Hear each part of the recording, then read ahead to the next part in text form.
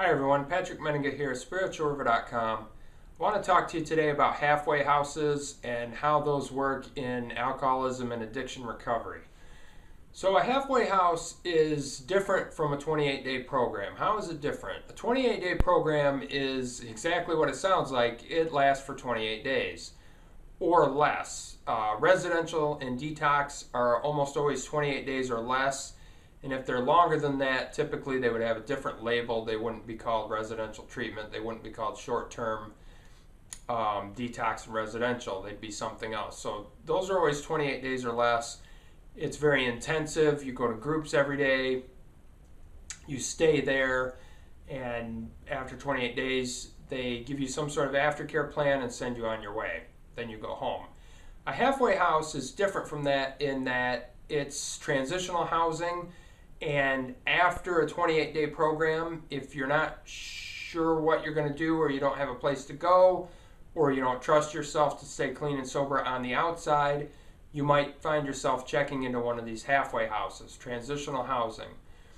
So typically these would be 90 days or more, 90 days up to 2 years in some cases.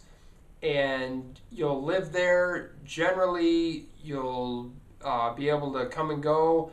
A lot of people get jobs while they're living there. Sometimes you have to get a job while you're living there. Usually you'll go to meetings outside of the halfway house. You'll go to AA and NA meetings outside of the house. And so you'll be held accountable. Most of them do drug testing, random random breathalyzer tests, that sort of thing. So the success rates of a halfway house, a lot of people assume that they're a lot higher, that you're going to have really high success rates with a halfway house because you've got so much more support and you've got a longer stay and there's more accountability. That's not always the case. A lot of times when you look at success rates with these halfway houses, they're pretty much on par with what you get from short-term treatment. So don't necessarily go into it thinking that it's some sort of magic cure to live in a halfway house, because it's definitely not the case. You still have to be self-motivated and want that recovery for yourself. And so the success rates are not always better.